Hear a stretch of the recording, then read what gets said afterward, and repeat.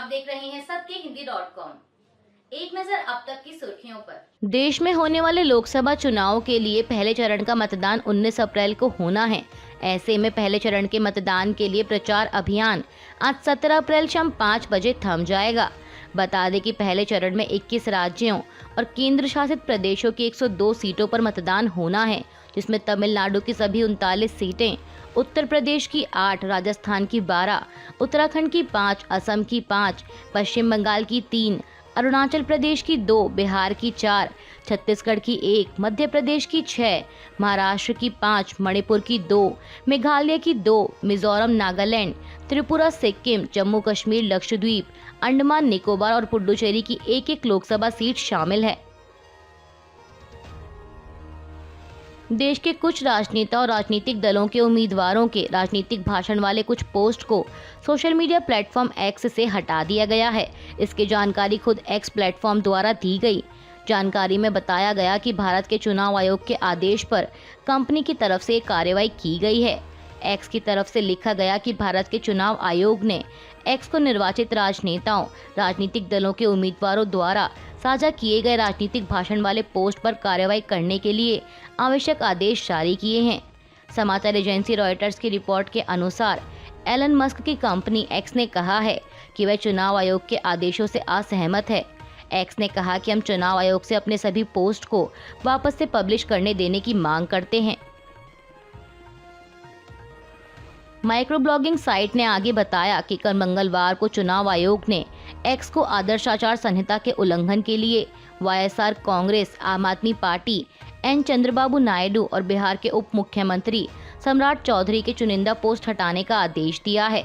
आदेश 2 अप्रैल और 3 अप्रैल को जारी किए गए थे और पोल पैनल द्वारा 10 अप्रैल को एक और ईमेल भेजा गया था। मीडिया रिपोर्ट्स के मुताबिक चुनाव आयोग ने पाया कि आपत्तिजनक पोस्ट आदर्श आचार संहिता का उल्लंघन था, जो अन्य दलों के नेताओं या कार्यकर्ताओं के निजी जीवन के किसी भी पहलू के आधार पर राजनीतिक दलों की आलोचना करने पर रोक लगाता है, जो सार्वजनिक गतिविधियों से जुड़े नहीं हैं। झारखंड के जमीन घोटाला मामले में ईडी ने 4 लोगों को गिरफ्तार किया है। इसमें जेएमएम नेता अंतु तिर्की भी शामिल हैं। तिर्की के अलावा प्रियरंजन सहाय, रियल एस्टेट कारोबारी विपिन सिंह और इरशाद को अरेस्ट किया गया है। मीडिया रिपोर्ट्स के मुताबिक इनके ठिकानों पर मंगलवार को छापेमारी की गई, जिसके बाद उन्हें देर रात रांची स्थित ईडी कार्यालय लाया गया और बाद में गिरफ्तार किया गया। बता दें कि इसी मामले में जांच एजेंसी ने राज्य के पूर्व मुख्यमंत्री हेमंत सोरेन को भी गिरफ्तार किया था। वह फिलहाल राजधानी रांची के होटवार में स्थित बिरसा मुंडा जेल में बंद हैं। देश भर में आज बुधवार 17 अप्रैल को रामनवमी का पर्व मनाया जा रहा है। ऐसे में बंगाल में किसी भी तरह के सांप्रदायिक तनाव को रोकने के लिए राज्य हाई अलर्ट पर है। मीडिया रिपोर्ट्स के मुताबिक हिंदू जागरण मंच कथित तौर पर राज्य के सभी जिलों में वार्ड या पंचायत स्तर पर लगभग 5000 धार्मिक शोभा यात्राएं निकालेगा। आरएसएस से संबंधित संगठन ने बारासात, सिलीगुड़ी और कोलकाता के बड़ा बाजार में बड़ी शोभा यात्राएं निकालने की भी योजना बनाई है। हिंदू जागरण मंच के सदस्य सुखजीत रॉय ने इंडियन एक्सप्रेस को बताया कि हमारी कुछ शोभा यात्राओं में लाखों लोगों के भाग लेने की संभावना है।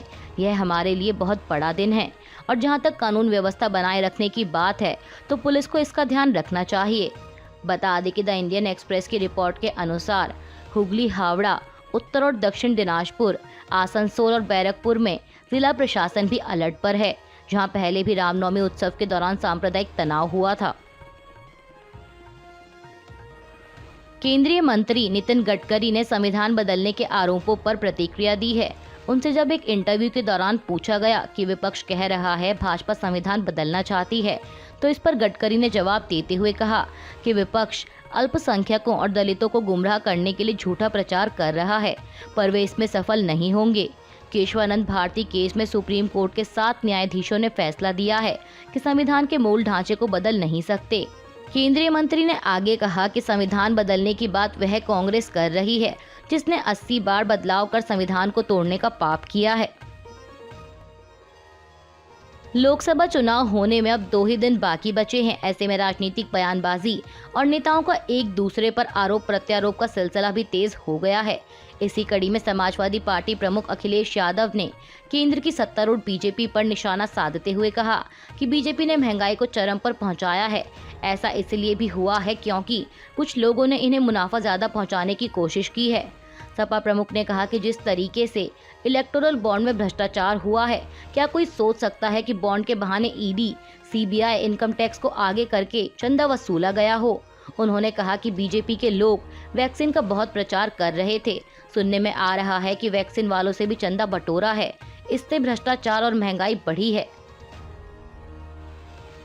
तिहाड़ जेल में बंद दिल्ली के मुख्यमंत्री अरविंद केजरीवाल को उपराज्यपाल वीके सक्सेना ने खुला पत्र लिखा है। एलजी ने कहा कि उन्हें खुला पत्र लिखना पड़ा क्योंकि वर्तमान परिस्थितियों में आपसे सीधा संवाद संभव नहीं है। पत्र में उपराज्यपाल ने लिखा कि आपके मंत्रियों की अपनी गलती के लिए अधिकारियों को दोषी ठहराने की आदत हो गई है। उन्होंने आप सरकार पर मुफ्त पानी का सपना दिखाकर लोगों को धोखा देने का भी आरोप लगाया। एलजी ने लिखा कि अन्यायपूर्ण जल आपूर्ति को ठीक करने की बजाय आपने और आपके मंत्रियों ने मुफ्त पानी की कल्पना रची। लोगों को धोखा देने में आपको और आपके मंत्रियों को महारत हासिल है। दिल्ली के उपराज्यपाल वीके सक्सेना के खुले पत्र का आम आदमी पार्टी ने तुरंत जवाब दिया है। पार्टी ने एलजी पर दिल्ली जल बोर्ड के काम में बाधा डालने के लिए अधिकारियों को प्रोत्साहित करने का आरोप लगाया। दिल्ली सरकार में मंत्री आतिशी ने कहा कि दिल्ली जल बोर्ड के काम को रोकने के लिए उपराज्यपाल जिम्मेदार हैं। वह अधिकारियों को ऐसा करने के लिए प्रोत्साहित करते हैं। बार बार अनुरोध के बावजूद अधिकारियों के खिलाफ कोई कार्रवाई नहीं की गई। आतिशी ने कहा कि 1 साल से अधिक समय हो गया। मुख्यमंत्री ने दिल्ली में जल आपूर्ति में सुधार के लिए स्पष्ट निर्देश दिए थे और एक खाका पेश किया था। पिछले 6 महीनों से हस्ताक्षरकर्ता ने पानी की आपूर्ति में वृद्धि सुनिश्चित करने के लिए दिल्ली जल बोर्ड के सीईओ और मुख्य सचिव को बार बार निर्देश दिए ताकि गर्मियों की शुरुआत होने पर पानी की कमी ना हो। लेकिन बार बार निर्देश दिए जाने के बावजूद दिल्ली में इस जल संकट को रोकने के लिए कोई कार्रवाई नहीं की गई। उन्होंने कहा कि इसके लिए जिम्मेदार दिल्ली जल बोर्ड और जीएनसीटीडी के अन्य विभागों के सभी अधिकारियों के खिलाफ अनुशासनात्मक कार्रवाई शुरू की जाए। केंद्रीय मंत्री जी किशन रेड्डी ने किसानों के मुद्दे को लेकर तेलंगाना की कांग्रेस सरकार को घेरा है। बीजेपी के प्रदेश अध्यक्ष रेड्डी ने आरोप लगाया कि कांग्रेस सरकार ने किसानों को दी गई एक भी गारंटी लागू नहीं की। चुनाव प्रचार के दौरान कांग्रेस नेताओं ने 2 लाख रुपए तक के कृषि ऋण माफ करने का वादा किया था, लेकिन सत्ता में आने के 4 महीने बाद भी वह वादा पूरा करने में विफल रही है। उन्होंने कहा कि कांग्रेस की बात पर विश्वास करते हुए किसानों ने कर्जा लिया था। उन्हें यह बताना चाहिए कि कृषि ऋण माफ क्यों नहीं किए गए। बैंक किसानों को ऋण मंजूर नहीं कर रहे हैं। इसके साथ ही बीजेपी नेता ने राज्य में जिन किसानों की फसल सिंचाई का पानी नहीं मिलने की वजह से सूख गई है, उनके लिए राज्य सरकार से 25,000 रुपए प्रति एकड़ मुआवजा देने की मांग की। साथ ही यह भी मांग की कि राज्य सरकार चुनाव के दौरान किए गए वादे के अनुसार किसानों को तुरंत 15,000 रुपए प्रति एकड़ निवेश सहायता प्रदान करे। उन्होंने कृषि मजदूरों को हर साल 12,000 रुपए और प्रति क्विंटल धान पर 500 रुपए बोनस देने की गारंटी लागू करने की भी मांग की। बता दें कि जहां लोकसभा चुनाव से पहले केंद्र सरकार किसान आंदोलन के चलते घिरती नजर आ रही थी, तो वहीं अब बीजेपी नेता ने राज्य की कांग्रेस सरकार के खिलाफ ही मोर्चा खोल दिया है। लोकसभा चुनाव की तैयारियों में जुटी आम आदमी पार्टी ने गुजरात के लिए अपने स्टार प्रचारकों की लिस्ट जारी कर दी है। इस लिस्ट में तिहाड़ जेल में बंद मुख्यमंत्री अरविंद केजरीवाल की पत्नी सुनीता केजरीवाल को भी स्टार प्रचारक के रूप में नामित किया गया है।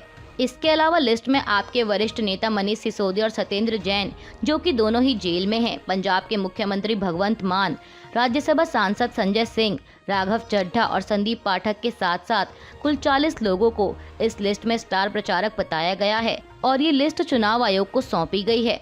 बता दें कि गुजरात की 26 लोकसभा सीटों में से आप इंडिया गठबंधन में समझौते के तहत 2 सीटों भरूच और भावनगर से चुनाव लड़ रही है, जबकि कांग्रेस 24 सीटों पर चुनाव लड़ेगी। कांग्रेस महासचिव रणदीप सुरजेवाला के चुनाव प्रचार पर चुनाव आयोग ने 48 घंटे के लिए प्रतिबंध लगाया है। यह प्रतिबंध आचार संहिता के उल्लंघन के आरोप में लगाया गया। दरअसल बीजेपी सांसद हेमा मालिनी के बारे में रणदीप सुरजेवाला ने कथित तौर पर एक विवादित बयान दिया था, जिसकी शिकायत महिला आयोग ने चुनाव आयोग से की थी और अब उसी शिकायत पर एक्शन लेते हुए आयोग ने ये फैसला किया है। बता दें कि चुनाव प्रचार पर ये पाबंदी 16 अप्रैल शाम 6 बजे से प्रभावी है। आईपीएल 2024 का 31वां मुकाबला कल मंगलवार को राजस्थान रॉयल्स और कोलकाता नाइट राइडर्स के बीच खेला गया। इस मैच में राजस्थान ने कोलकाता को 2 विकेट से हरा दिया है।